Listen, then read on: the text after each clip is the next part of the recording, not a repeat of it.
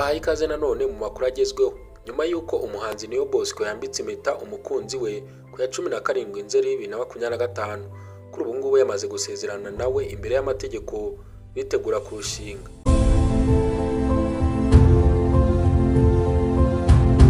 Kuri uyu wa 10 Ukuboza 2025 mu murenge wa Kinyinya ho mu karere ka Gasabo, Niyo Bosco yahasezeraniye imbere y'amategeko n'inkumi yitwa Mukamisha Irene bitegura kurushinga mu minsi iri imbere.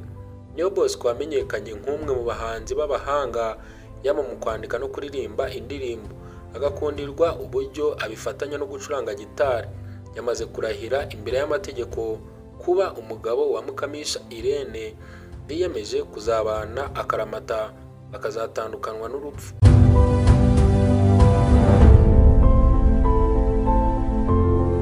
Niyo Bosco yasezeranye imbere y'amategeko n'uyu mukobwa nyuma y'iminsi mike batangaje itariki y'ubukwe bwabo buteganyijwe ku wa 16 Mutarama 2026.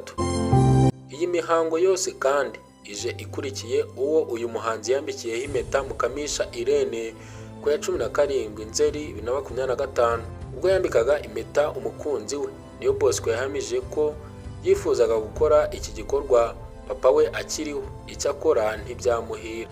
Ati ni ibirori nagombaga kwereka papa ataritaba Imana, n'ubundi rero akigenda nahise numva mugomba ideni ryo kubikora kuko hari abasigaye bamuhagarariye kandi bagomba kubona ibyiza byangezeho. Ku rundi ruhande, Niyo Bosco yongeye gushimangira urukundo afitiye umukunzi we. Ati ndamukunda cyane kandi cyane. Ngayo nguko ibyari bikomeje kuvugwa mu myidagaduro, tugushimira umwanya waduhaye. Hagati aho ngaho njye nk'ibisanzwe nitwa Journaliste Thierry, tubifurije kuguma kugubwa neza.